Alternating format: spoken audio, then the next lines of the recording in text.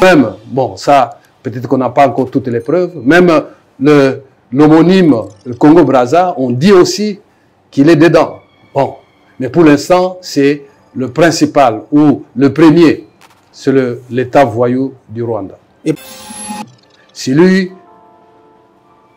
qui est congolais et qui sent qu'il est patriote, a l'obligation de se repentir. Donc ici, j'insiste bien, je ne parle pas de tous les Congolais. Des patriotes. Des patriotes. Parce que quelqu'un... Pensez-vous que la démarche là des évêques, ça peut aboutir à quelque chose de bon pour un dialogue? Bon, je ne suis pas là pour juger leur... D'abord, ce qui me réjouit, c'est que ce n'est pas le président de la République qui les a mandatés. Chacun est libre hein, dans ce pays de faire. Comme moi, personne ne peut m'interdire ce que je veux faire. Mais vous savez que tous les princes de l'Église ne sont pas parfaits. Ils ne sont pas parfaits. Et il y a ce que j'appelle, moi, il y a toujours de l'impudicité religieuse. Et une impudicité qui parfois dépasse l'impudicité des païens. Vous savez que Joseph Kabila, dont tu parles, ancien président, a dirigé ce pays pendant 18 ans. OK? Exactement. Et c'est pendant son règne qu'il y a eu cette domination rwandaise. Donc, il n'a pas à nous donner des leçons. Au contraire, nous allons continuer à prier avec tout ce que nous faisons pour qu'il se répande. Vous savez qu'aujourd'hui, on qualifie Kagame d'Hitler africain. Je crois que tout le monde en parle. Si les uns l'appellent Hitler africain, moi je l'appelle Hérode congolais. Hérode congolais. Hérode congolais. Que Dieu nous envoie. C'est là que je dirais à le mot de la fin. Les patriotes doivent supplier Dieu de nous envoyer un ange pour les frapper.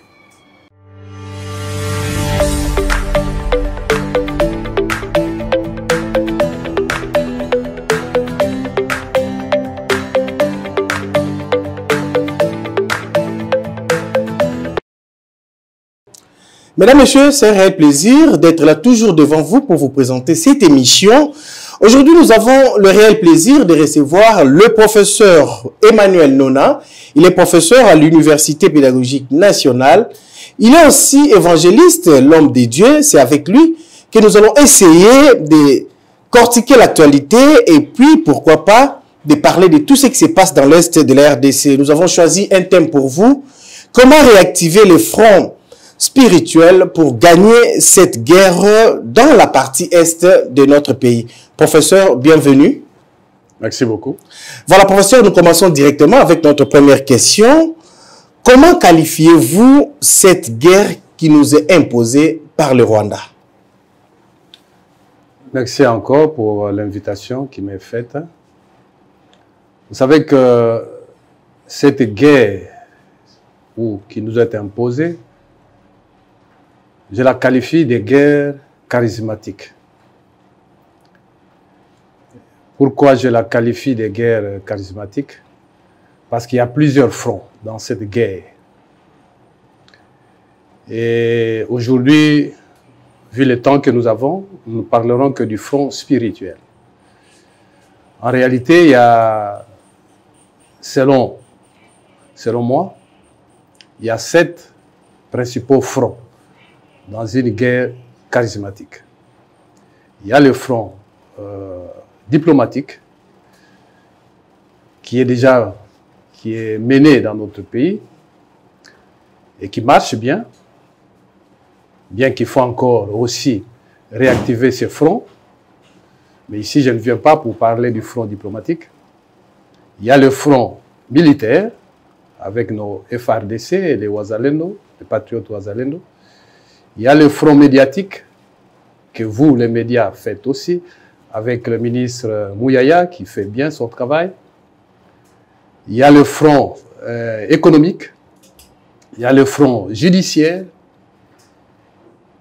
et il y a un front qui n'est pas encore bien parlé jusque-là. Peut-être que le temps nous permettra de revenir, Dieu voulant. C'est le front éducationnel. En tant qu'enseignant, j'y connais quelque chose. Et il y a le front spirituel. Ce n'est pas nouveau. Vous savez que Israël, qui est, qu'on qualifie l'horloge de Dieu pour les nations, a vécu ce genre de guerre, appelée guerre charismatique. Et une guerre charismatique, c'est une guerre de libération d'un pays, d'une nation, de ses voisins méchants.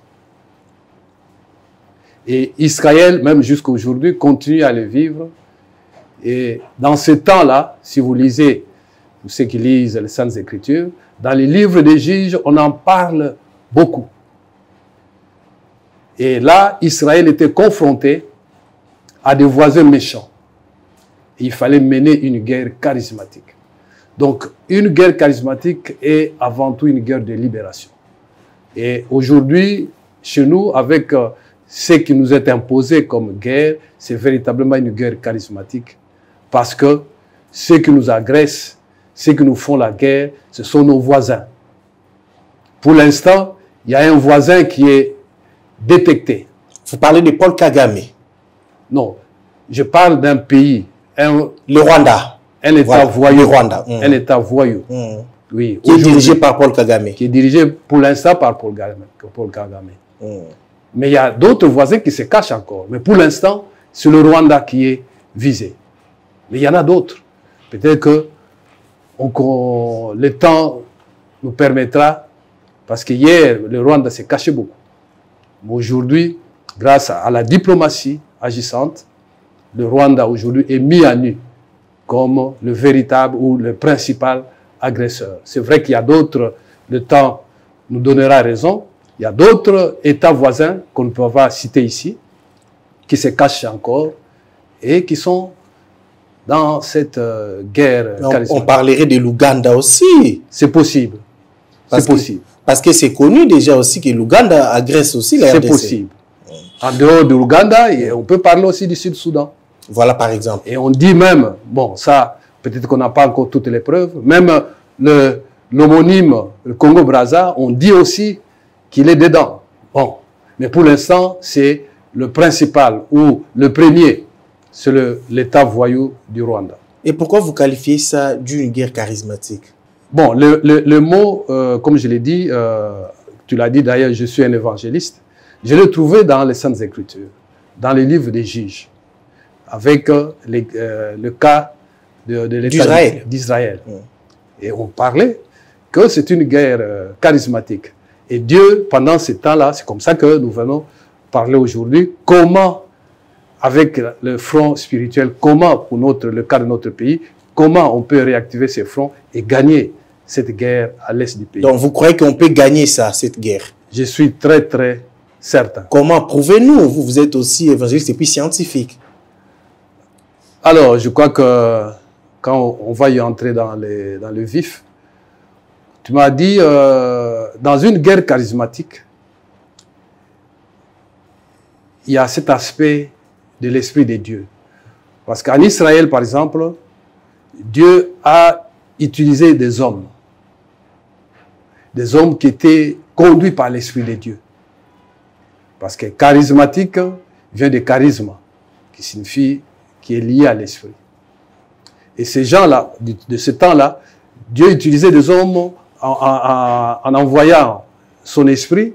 Et ces gens-là, tels que je peux citer les cas de Gédéon, de Déborah, etc., et tant d'autres, Ehud, il y en avait. Et pendant ce temps-là, c'était des guerriers, on les a qualifiés des guerriers charismatiques. Parce que la guerre était une guerre charismatique. Gédéon, Déborah, Ehud et tant d'autres. C'était des guerriers charismatiques. Voilà. Et là, donc, l'aspect important, c'est que c'était des hommes extraordinaires. D'abord, des hommes normaux, mais qui étaient devenus extraordinaires parce que conduits, poussés par l'Esprit de Dieu. Vous parlez trop de l'Esprit. Est-ce qu'on peut gagner ces guerres sur le plan spirituel? Cette guerre, on peut la gagner sur le plan spirituel? Vous savez que ce monde qui existe a été créé par quelque chose d'invisible. Ce qui est invisible, c'est spirituel. Et le spirituel gouverne et influence toujours toutes choses. Donc, dans ce front que nous avons dans notre pays, que j'ai cité tout à l'heure, front, que ce soit le front médiatique, que ce soit le front diplomatique, le front militaire, le front judiciaire, le front économique et le front éducationnel, le spirituel gouverne et influence tous les autres fronts. Toujours. Et comment on va procéder pour que nous puissions vivre ça en pratique, ce qui était spirituel et puisse être maintenant vécu comme ça physiquement pour que nous puissions remporter cette guerre? C'est là que je disais, pour que nous puissions réactiver ce front spirituel. D'ailleurs, je ne suis pas le premier à en parler. J'ai suivi dernièrement le ministre Mouyaya en dire que il faut maintenant, parce que je crois qu'ils ont senti que le front spirituel était un peu négligé. Ils ont donné plus l'accent et dans d'autres, c'est pas mauvais. Mais, comme j'insiste, le front spirituel gouverne et influence tous les autres fronts. Et le ministre Mouyaya y est revenu. Et on a senti, et même le ministre de la Justice d'ailleurs, en a parlé. Constant Moutamba. Constant Moutamba. Hein, et le mois qui venait de se passer, le mois de février. Mais il faut donc continuer. Il faut continuer. Et là, il y a deux grands points. En ce qui concerne pour réactiver le front spirituel, pour gagner cette guerre à l'est du pays. Je ne dis pas seulement à l'est du pays, mais sur l'ensemble du territoire national. Peut-être que pour l'instant, nous sommes focalisés pour l'est. Mais il faut continuer. Il faut que vraiment tous les territoires nationaux, nous puissions vraiment, après l'est, ou même pendant que nous voyons l'est, il y a d'autres choses qui se passent même à l'ouest. Ouais. Alors, j'avais deux grands points pour comment réactiver le front spirituel afin de gagner cette guerre à l'est et même à l'ouest du pays. C'est la repentance des patriotes qui doit être accompagnée des jeunes. La repentance? Oui. La repentance. Seulement des jeunes, alors ceux qui nous gouvernent, les Congolais dans son ensemble? J'ai dit des patriotes. Des patriotes. Voilà. Celui qui est congolais et qui sent qu'il est patriote a l'obligation de se repentir. Donc ici, j'insiste bien, je ne parle pas de tous les Congolais. Des patriotes. Des patriotes. Parce que quelqu'un peut devenir Congolais, nous savons comment on peut tout cela. Mais c'est lui qui est vraiment un patriote. Congolais. Donc vous parlez des Congolais, des pères et des mères, vrais patriotes. Je ne veux pas entrer dans les... dans les débats des pères et des mères. Pères et des mères. Allons-y. Donc, celui qui est Congolais, mais qui est vraiment patriote, qui aime vraiment, qui a l'amour de la patrie, c'est celui-là que j'appelle un patriote, a l'obligation de se repentir. De se repentir de quoi? Vous savez que pendant longtemps, nous, Congolais, nous étions comme des impurs. Et toute notre justice comme un vêtement souillé. À cause de quoi? À cause des paroles négatives, à cause des paroles d'incrédulité, à cause des paroles de haine tribale. Et vous savez que les Saintes Écritures disent c'est ce qui sort de l'homme qui les rend impurs, qui les rend souillés. C'est ce qui sort de l'homme. Donc nos paroles nous rendent impurs quand ces paroles sont des paroles négatives, quand ces paroles sont des paroles d'incrédulité, quand ces paroles sont des paroles de haine tribale. Vous voulez dire que les patriotes congolais ont péché? Oui. J'ai dit tout à l'heure que pendant longtemps, même moi-même je ne suis pas exclu. Mais quand j'ai compris, et d'autres patriotes, à cause de nos paroles, telles que je peux citer. Oui, vas-y, nous avons le temps. Vous entendez même un patriote qui dit Mbokoyo, parce qu'à cause de certaines situations que nous vivons pendant un temps, ah, Mbokoyo toteka ngaka. Mbokoyo kobonganango lisusu. Mbokoyo kobonganango lisusu. Je me rappelle, il y avait même une autorité qui disait quelque part, Nzela Moko Bebaki a lobby que ah, Mbokoyo kobonga lisusu te, je ne vais pas citer les noms ici. Voilà. Une autorité. Voilà de telles paroles. Ancien gouverneur dans cette ville. De telles paroles négatives, d'incrédulité. Et je veux plus loin encore. D'autres. J'ai entendu même un serviteur de Dieu dire j'ai honte d'être Congolais. Ouais, ouais. Ça aussi, moi, je l'ai suivi aussi. J'ai honte d'être Congolais. Mais non. Et surtout que de la bouche d'un qui se dit même serviteur de Dieu. Qui est connu aussi, hein? Voilà. Non, ça ne peut pas sortir de telles paroles. Parce qu'à cause de certaines souffrances que nous vivons. Non. Parfois à cause des dîmes, à cause des gens, et vous dites que c'est d'autres, par exemple, et même des parents qui disent, moi, Nangaï, Agogobala, Moto Ekolo Anate. Le tribalisme. Hein, des paroles de haine tribale. Parce que, par exemple, il a eu des problèmes avec quelqu'un d'une certaine tribu, que je ne veux pas citer ici. Alors, il généralise, il dit, moi, Nangaï, Agogobala, moi, Ekolo Anate. Des paroles de haine tribale, pour des faits parfois anodins. Non. Et nous tous, nous nous retrouvons cela. C'est comme ça que les Saintes Écritures disent, pendant longtemps, nous, Congolais, nous étions comme des impurs, et toute notre justice comme un vêtement souillé. Parce que ce qui suit l'homme, ce qui le rend impur, c'est ce qui sort de nos bouches. Les Congolais doivent se repentir. Ça, c'est le premier point. Deuxième point maintenant, pour avancer. Et nous devons nous repentir de toutes les alliances illicites. Les alliances. Les alliances illicites. Depuis le temps du feu président Mobutu, avec la Prima Curia, et même après l'AFDEL, avec Mzé, et je crois que Mzé lui-même l'a reconnu après, que c'était un conglomérat d'aventuriers. Mais excusez, professeur, Mobutu disait à l'époque, s'il s'agit de faire des alliances avec les diables pour l'unité de ces pays... Je crois que tu sais je ça. Peux le faire. Est-ce que c'était aussi mauvais de dire ça? Mais déjà, voilà de telles paroles de celui qu'on qualifie de père de la nation. C'était à partir de là, la Prima Curia. Donc c'était du réel, ce qu'il disait. Mais oui. Mobutu à l'époque a fait une alliance avec les diables. Oui, la Prima Curia. La Prima Curia. Ce sont des alliances illicites. Et vous savez que, après, avec l'AFDEL, donc, vous savez que l'AFDEL, c'est Alliance des forces démocratiques pour la libération. Mais au finish, ce n'était pas une alliance de libération, c'était une alliance illicite. Parce que cette alliance est venue mettre encore un coup dur dans l'avenir de notre pays. Et vous savez que l'Éternel avait traité une alliance avec nos pères de l'indépendance. Simon Kimbangu, Joseph Kasavubu et Patrice Emery Lumumba. Une alliance de souveraineté qui a permis que nous puissions accéder à la souveraineté nationale et internationale le 30 juin 1960. Parce que l'Éternel avait traité une alliance avec nos pères de l'indépendance.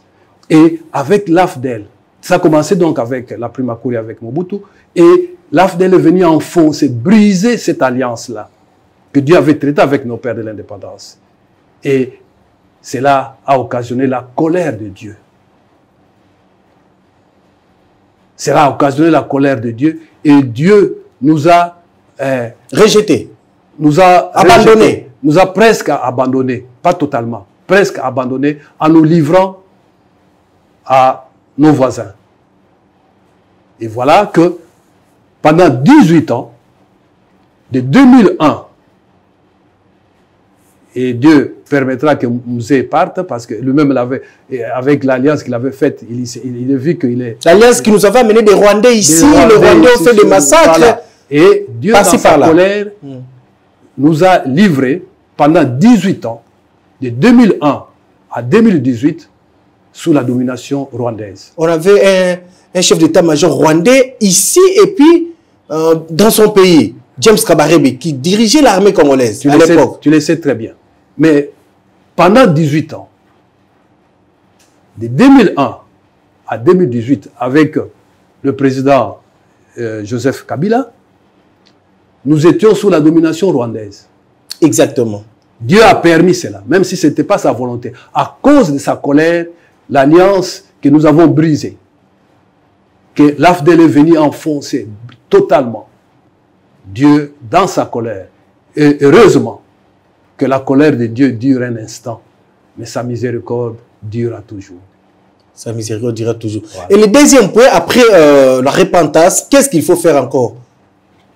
C'est là que nous devons revenir à Dieu. Revenir à Dieu. Oui. J'ai dit, il faut revenir à Dieu avec des jeunes. D'ailleurs, nous sommes dans une période, une bonne période de carême. J'en parlerai au mot de la fin. Mais donc, nous devons revenir quand, et dans les Saintes Écritures, quand vous avez brisé l'alliance que vous avez avec Dieu, il faut toujours revenir à Dieu. Est-ce que vous pensez avec que des jeunes? Ça sera facile, professeur, Ouais. que les Congolais patriotes reviennent à Dieu pour notre salut? J'ai confiance. J'ai confiance avec la situation que nous vivons et surtout, comme je l'ai dit, avec l'aide et l'assistance du Saint-Esprit, de l'Esprit de Dieu, c'est possible. C'est possible, professeur. Alors, connaissez-vous réellement, professeur, nos ennemis qui nous agressent? Est-ce vous pensez que ça sera facile pour que nous puissions sortir de cette crise? Je vous ai dit que pour l'instant, il y a un ennemi qui est bien connu, qui est bien ciblé. C'est le Rwanda, l'État voyou du Rwanda. Mais il y en a plusieurs de nos voisins qui se cachent encore. Mais je suis convaincu qu'ils vont être démasqués et mis hors d'état de nuire. Pour l'instant, celui qui s'est caché hier, et il fallait le courage du président Félix Fachi pour bien le cibler. Alors que hier, pendant 18 ans, on a semblé le cacher. Parce que nous étions sous leur domination. C'est vrai que l'Éternel avait permis cela, même si ce n'était pas dans sa volonté souveraine.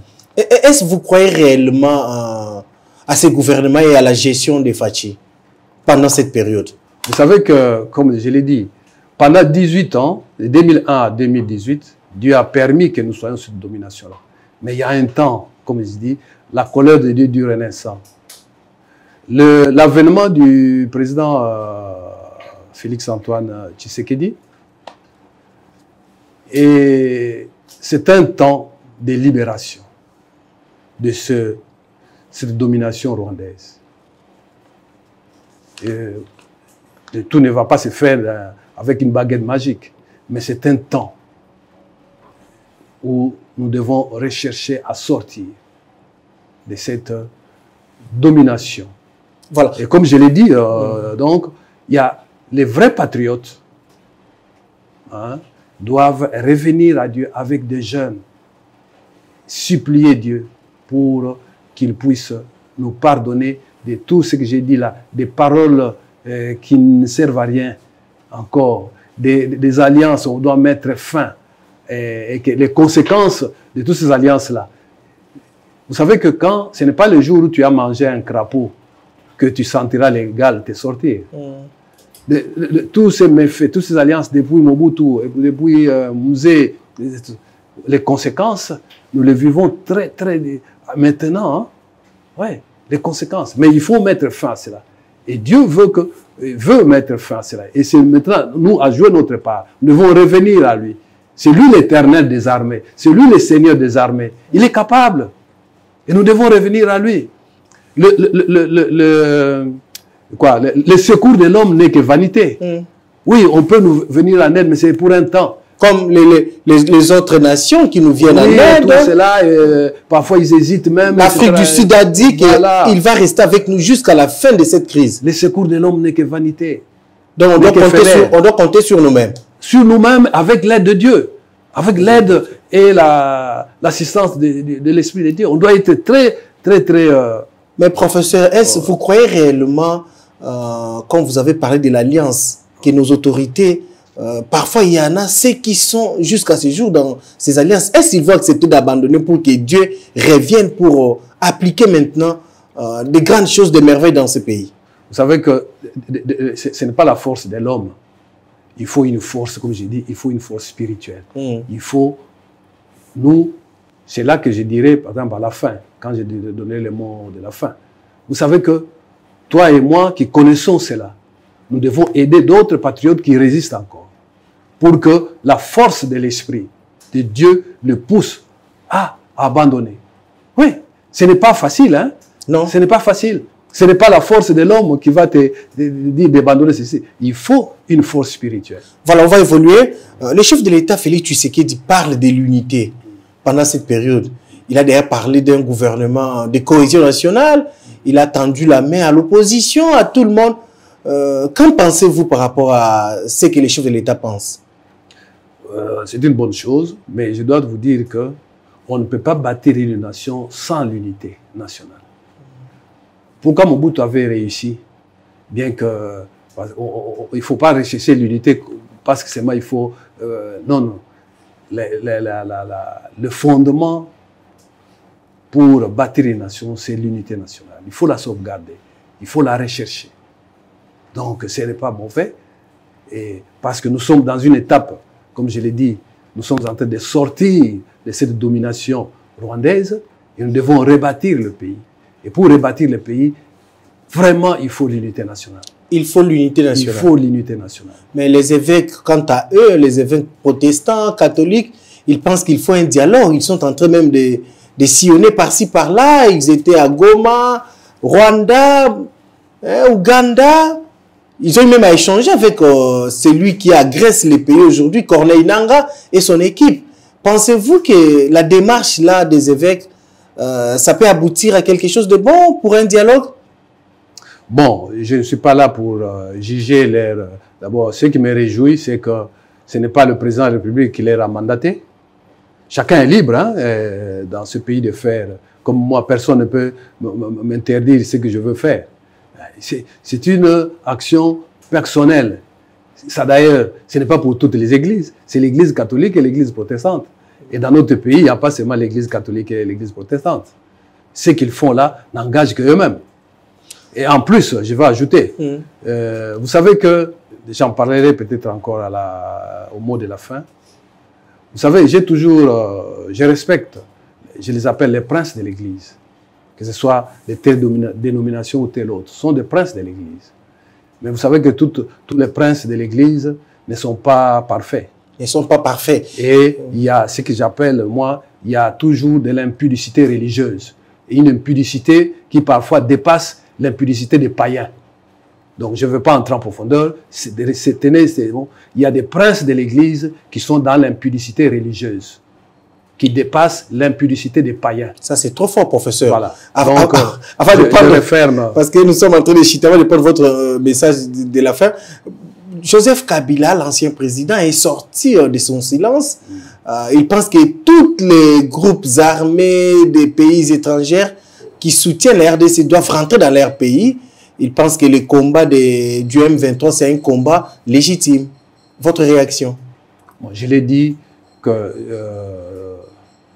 vous savez, il y a une expression qui dit dans notre langue, qui dit « Kuela mama tata ».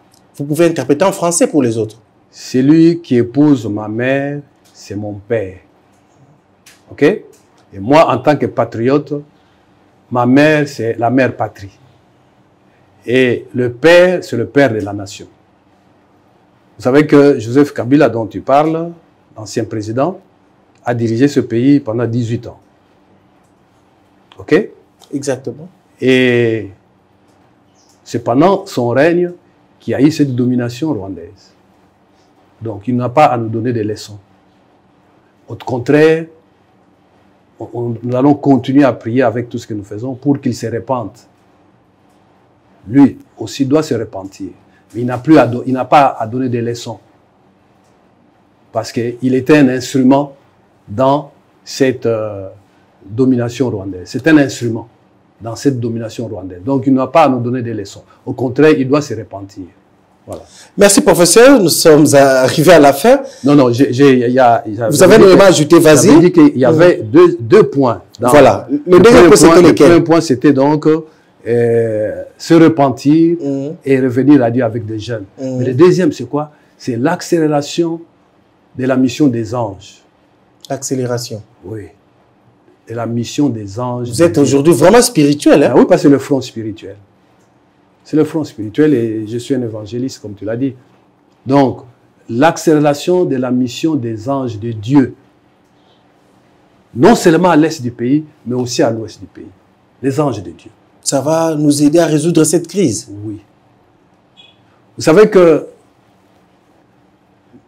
l'Éternel, que nous appelons l'Éternel des armées, le Seigneur des armées, utilise des anges comme des vents.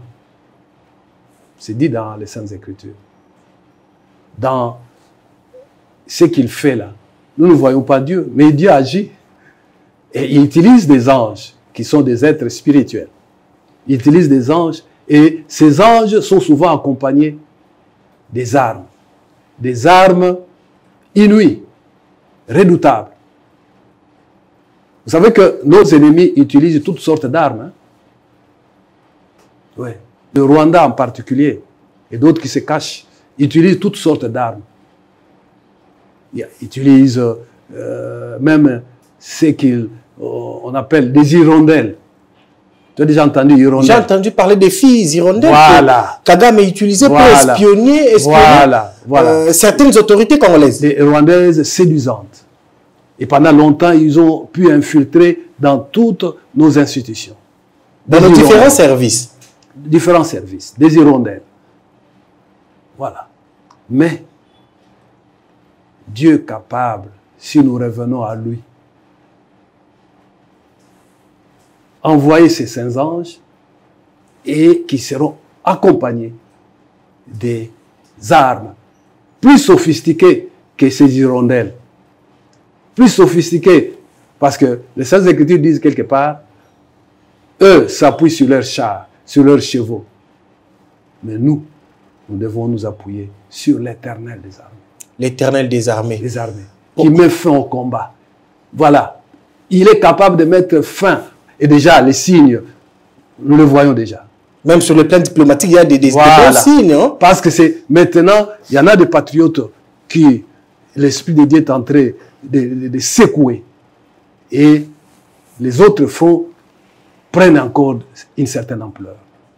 Voilà. Et je vais ajouter, si vous me le permettez. Vas-y. Je vais donner deux exemples de l'utilisation des anges de Dieu dans la vie des hommes, dans la vie des nations. Et je crois que j'ai noté ça. Vas-y, vous pouvez même lire. Oui. Pour le peuple de Dieu. Oui. Pour les patriotes congolais qui vous suivent. Il y a deux exemples. Dans Actes, au chapitre 5, verset 19. Et puis, Acte 12, de 21 à 23. Il s'agit de l'apôtre Pierre, qui était en prison, et pour le libérer, parce que je vous ai dit que la guerre charismatique est une guerre de libération. Pour le libérer, Dieu a dû envoyer un ange. Mais, quand il a été libéré, celui qui l'avait mis en prison, c'était un Hérode. Non content de cela, il voulait maintenant coûte que coûte le tuer. Donc ça, le premier, c'était Acte 5, 19. Maintenant, dans Acte 12, là, Dieu a dit non, non, non, c'est trop. Il veut coûte que coûte le tuer, et Dieu maintenant a envoyé un autre ange. Comme dans notre cas, le Rwanda devait en finir avec la RDC. Voilà. Et c'est là que j'ai dit que pendant 18 ans, les Congo-Kinshasa, nous étions dans une prison rwandaise. Pendant 18 ans, de 2001 à 2018, nous étions dans une prison rwandaise, le Congo-Kinshasa. Avec l'avènement de Fachi, nous sommes sortis un peu. Ok? C'est là où je parle, par exemple, l'acte 5. Mais à acte 12, non content de cela, Kagame a vu que le Congo commence à s'échapper de lui. Avec l'avènement de Fachi. Il dit non, non, non, non, il faut que j'en finisse. Il faut coûte que coûte tuer, détruire totalement ce Congo qui vient est sorti avec le premier mandat de Fachi. Et le deuxième mandat, le second mandat, il dit non, non, je dois en finir. Et c'est là, acte 12. Acte 12, vous savez ce que Dieu avait fait. Toujours un ange, un autre ange. Maintenant, qui devait finir avec qui? Hérode. Vous savez qu'aujourd'hui, on qualifie Kagame d'Hitler africain. Je crois que tout le monde en parle. Si les uns l'appellent Hitler africain, moi je l'appelle Hérode congolais. Hérode congolais. Hérode congolais. Kagame, c'est nouveau Hitler africain. Kagame, c'est le nouveau Hérode congolais. Donc ça fait est proche, parce que Hérode aussi... C'est ce que nous souhaitons. Que Dieu nous envoie. C'est là que je dirais à le mot de la fin. les patriotes doivent supplier Dieu de nous envoyer un ange pour les frapper, afin qu'on n'en parle plus. Afin qu'on n'en parle plus, professeur, nous sommes arrivés vraiment à la fin. Étant que scientifique et puis évangéliste, quel est le message que vous avez adressé aux patriotes congolais, aux enfants de Dieu pour finir cette émission? Vous fixez la caméra et puis vous adressez votre message. Le mot de la fin est le suivant. Primo,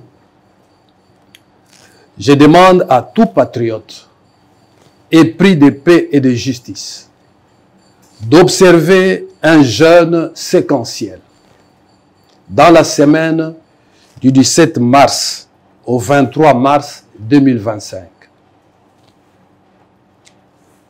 Séquentiel, je crois qu'on comprend le mot séquentiel, ce n'est pas tous les jours, mais c'est pendant cette semaine-là, du lundi 17 mars au dimanche 23 mars. Le lundi, le mercredi et le vendredi. C'est comme ça que j'ai dit séquentiel. Ne pas manger jusqu'à 18 h. Boire suffisamment d'eau. Oui, boire suffisamment d'eau. Et pas manger jusqu'à 18 h. Pendant cette semaine, du 17 mars au 23 mars. Donc, le lundi, pas mardi. Mercredi, pas jeudi. Vendredi. Même ceux qui sont à l'étranger, en dehors du pays. Tous ceux qui nous écoutent, le message certainement va passer. Hein? Et ceux qui qu'ils fassent une large diffusion. Lundi, mercredi, vendredi cette semaine-là, tout patriote congolais épris de paix et de justice qui puisse observer un jeûne, ne pas manger jusqu'à 18 h, le clôturer à 18 h, mais boire suffisamment d'eau. Le dimanche 23 mars, qui est une date, je crois tout le monde le connaît. Un certain 23 mars, il y a eu ce mouvement qu'on appelle et qui est utilisé par le Rwanda, l'État voyou du Rwanda, le M23. Le dimanche 23 mars, je demande que chaque patriote épris de paix et de justice,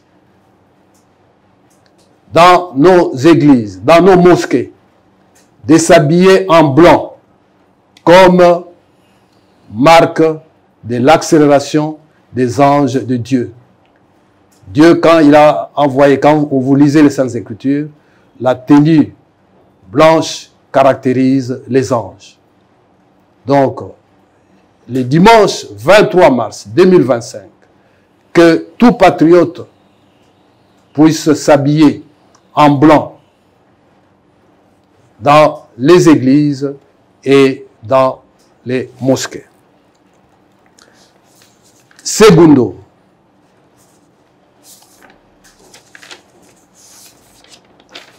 pendant le moment de prière, personnelle et collective, que chacun puisse demander pardon à Dieu pour toutes les fautes, toutes les erreurs que nous avons commises en tant que Congolais, ainsi que toutes les alliances illicites que nos dirigeants avaient contractées. Prima Curia, AFDEL, AFC et d'autres. Demandons pardon à Dieu. Supplions l'Éternel d'envoyer de nouveaux esprits supérieurs, des grands guerriers charismatiques au Congo-Kinshasa. Tertio enfin, je déclare que le mois de mars 2025 sera le premier des mois dans la libération définitive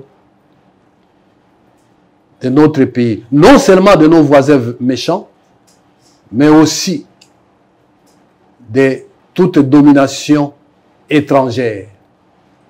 Je qualifie, peut-être que nous aurons le temps de revenir prochainement parce que le temps nous manque, c'est que je qualifie de domination néo-babylonienne, parce que là, dans la domination néo-babylonienne, nous trouvons l'impudicité religieuse dont j'ai fait mention quelque part. Il y a des princes, même qui se disent des princes de l'Église, qui sont dans cette impudicité religieuse, qui est même supérieure à l'impudicité des païens. Mais aussi nous libérer du joug néocolonialiste. D'ici, je crois, 5 ans qui nous restent, le pays, le Congo-Kinshasa, accomplira 70 ans de souveraineté nationale et internationale. Nous devons sortir de ce joug néocolonialiste. Je vous remercie. Professeur, merci. Je crois qu'aujourd'hui, nous avons parlé du front spirituel. Mais prochainement, nous allons encore vous recevoir pour parler du front éducationnel, parce que vous êtes enseignant, et parler aussi d'autres fronts. Merci, c'était vraiment un plaisir de vous recevoir sur notre plateau. Merci beaucoup. Merci.